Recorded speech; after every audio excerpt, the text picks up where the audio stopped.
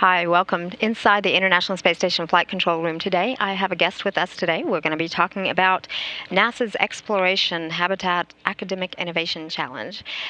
Lora Bailey, you are the Exploration Augmentation Module Manager. That is a mouthful, so if you could, first, welcome and thank you for joining us today. If you could briefly explain what your role is. Sure, thank you for having me today.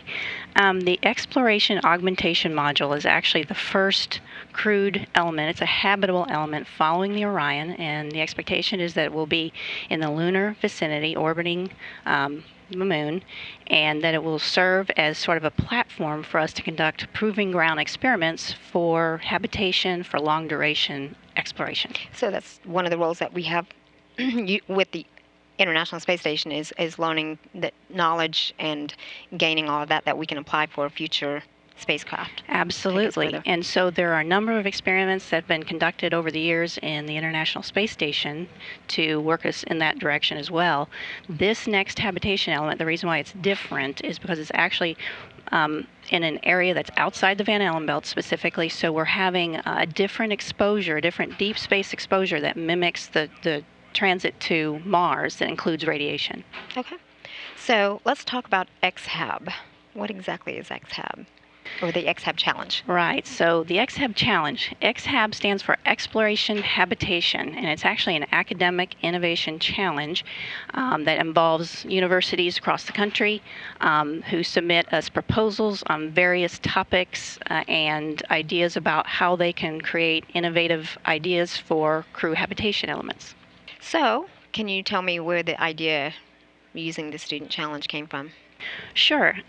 It's actually the brainchild of a guy straight out of JSC here, one of our engineers. His name's Chris Kennedy. Okay. A few years back, he was the project manager for a surface habitat that actually has lunar and Mars applications. And he sort of came up with this idea to involve university students, not only from the standpoint of, doing some public outreach for universities, but also trying to be inclusive and hearing innovative ideas that students might come up with for habitation and in terms of architectures or different ideas, being very inventive. So you guys have already selected some teams. Can you tell me a little about that and who that is? Sure. So there were a number of universities who had submitted proposals. We're actually sort of engaged with 7 of them, but 3 of them specifically are being funded and supported directly out of the Exploration Augmentation Module Project. That includes the University of Colorado at Boulder, Rice University in Houston, and the University of South Alabama, actually, this year. Okay.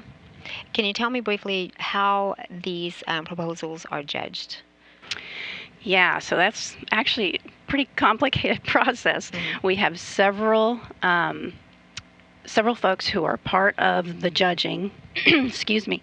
We review several different proposals for essentially technical content, the clarity, their academic integration in their university and other universities.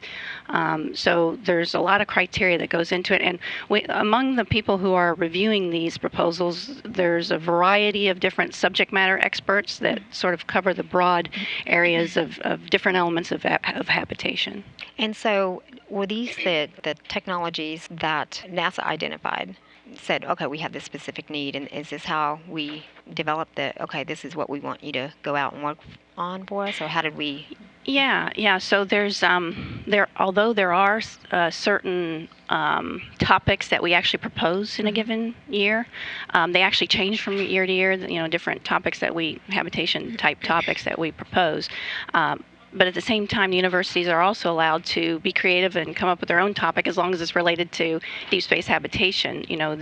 Those topics are welcome as well. Sure. Well, and that makes sense because we don't know all the answers, and it's kind of cool to get others' insight from another perspective, and perhaps maybe someone steps up to the plate and says, you guys might need this. Yeah, exactly. So I think that's great. Also, can you tell me about some of the previous X-Hab Challenge projects that we have? Yeah. So last year, there were several that we had last year. I think there were 5 total. Of those that I can think of off the top of my head, we had a vertical habitation architecture that was presented to us, a horizontal habitation architecture that was presented to us, a robotic plant growth system. There was also a logistics outfitting for internal architecture and innovation in that. So we've received a lot of different kind of ideas. It's been great working with the students. Great. Well, thank you so much again for coming out and talking with us about this. It sounds exciting, and best of luck and to you and your team. Thank you so much. Thank Appreciate you. the time. Thank you.